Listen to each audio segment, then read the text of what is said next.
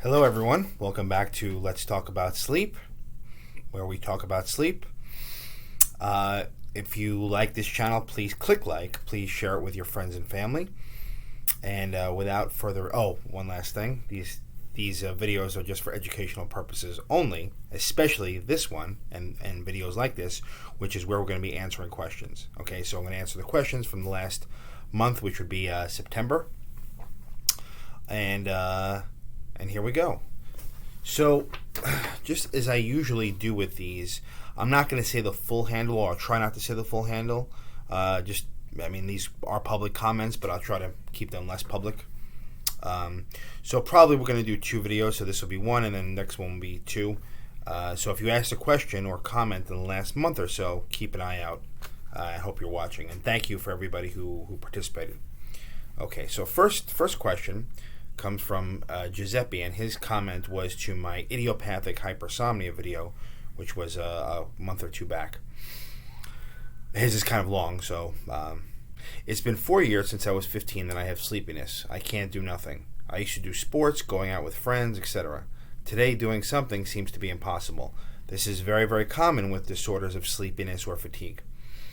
I did a lot of tests for excluding important diseases and all came out negative, which sometimes happens. Then I told myself, thank God I finally found out about sleep disorders. A couple of doctor's visits and prescribed me actigraphy, polysomnography, and MSLT.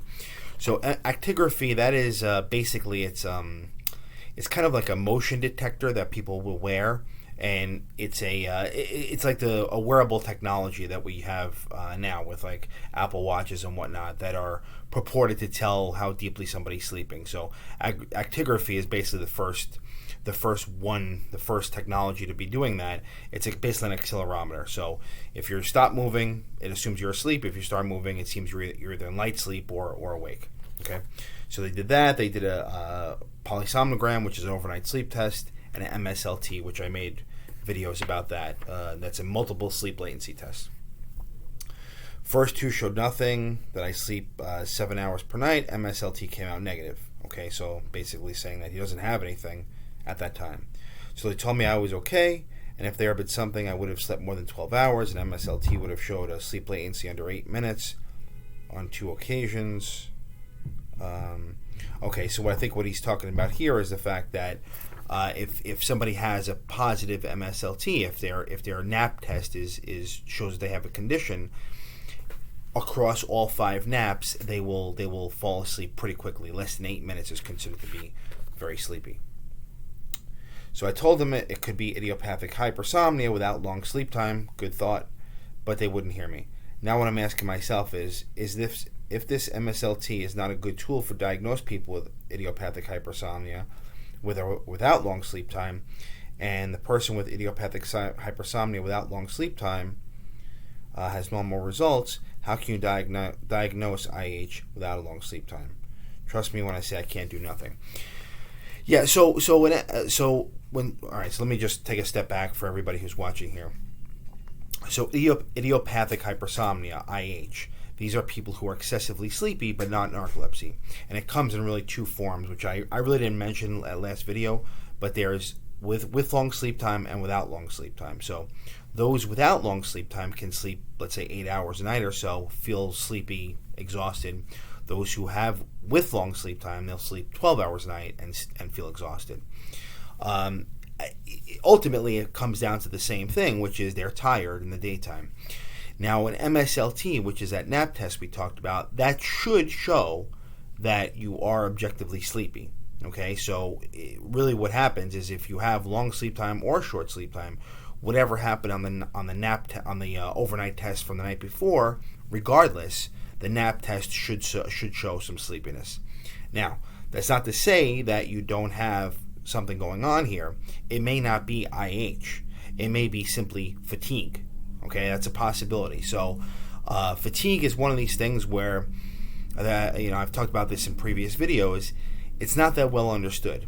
Hypersomnia, disorders of hypersomnia, we know them very well, but fatigue we don't. And fatigue can be caused from a lot of different things. Okay, it could be depression, it could be vitamin deficiencies, testosterone problems. So that's a possibility. It doesn't mean we can't treat it. It just means that it's not this defined diagnosis of IH, which in itself is not well defined because it's idiopathic. All right, so I would definitely, if I was you, go back to your doc, whoever it was, and say, look, maybe it could be fatigue, or at least consider that and look for other causes. All right, yeah, this is a frustrating case. I see this quite often. It's difficult. It doesn't sound like IH to me though, because of what you just told me. But it's possible. A repeat test might be helpful, but it sounds like to me it's more fatigue. So good luck to you. All right, next. CEW wrote on my Let's Talk About Medications on Trazodone a few years back. She wrote, "It works, but got to have some caffeine in the morning to get me out of the slump." Yeah, that's pretty common as well. Really, that's not specifically for Trazodone, though. What she's saying is basically she takes this medicine, it helps her, but in the morning time, because of that possible hangover effect, she has to take a cup of coffee or so to kind of shake the cobwebs out. That can be for any sleep aid, whether it be something over the counter like melatonin or a prescription medication like Trazodone. They can, by virtue of what they're doing, have a carryover effect, which is unfortunately something you may see. If you need a cup of coffee and that gets you going, and otherwise it's working well for you, I probably would just say just keep it going. Okay. The other thing to know about Trazodone, which I said in previous videos, is that kind of hangover effect, that feeling that you're still kind of tired even after you wake up with medication like this. With Trazodone, that tends to abate the more you use it. So I usually start very, very low doses, like 25 milligrams. And what I'll say is, look, let's use this until you feel like your sleep is a little bit better and you're not waking up with that tiredness feeling. So it may just be early for you. I don't know, but I mean, as long as a cup of coffee gets you out of it and you feel good and the sleep is good, I would just keep it going.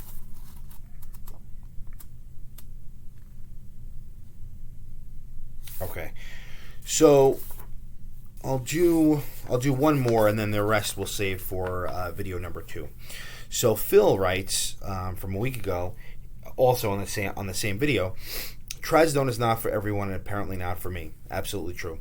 That it's not for everyone. I wasn't looking for antidepressants. I was looking for something to help me sleep, which, as I always tell patients, is yes, Trazodone is an antidepressant. That is what its category is. But that's not really what we use it for. It has this nice kind of dual effect where it helps calm the brain down like an antidepressant would, but it's useful as a sleep aid. Okay.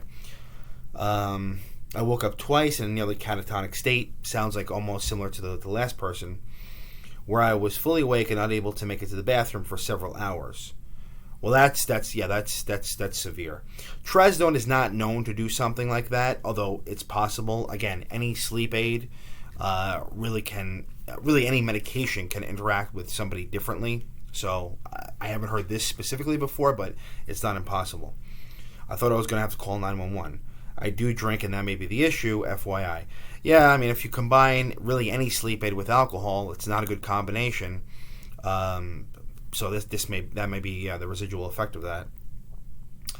Gabapentin had the same effect on me. Right, exactly. Something they gave me in the hospital after a surgery to sleep put me in a dream state where I could not tell what the dream was, what was dream and what was reality. I'm not sure what meant that medication would have been. Maybe Seroquel. I got up out of my hospital bed and was trying to order a latte from the latte bar and thought I was on the other side of the room. The nurse came in the room, told me I wasn't supposed to be out of bed. Oh, this may be Ambien. This may have been like a sleepwalking episode.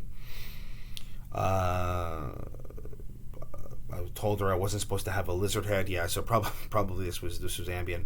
I'm not making this up. Some people have different reactions to different medications, and obviously antidepressants and sleep aids are not for me. Yeah, Phil, I agree with you. I mean, it's probably a good situation to, in a case like this where you're having such a strong reaction to sleep aids, maybe you want to get a sleep test, okay, to see if there's something underlying there which is kind of triggering some of these bizarre behaviors and what we call parasomnias. But yeah, I mean, sleep aids, they're not for everyone. Trazodone is not for everyone. So we got to kind of take it on a case-by-case basis. But in your case, I definitely would do or consider doing a sleep test, depending on what your history is. Okay? So that's video number 1. I'll do video number 2 on later on this week. and keep an eye out for that. Thank you for everybody who asked a question or comment, and please subscribe to the channel. Please share it with your friends and family. And the link to my book, Let's Talk About Sleep, is in the Amazon description below. Until next time, sleep well.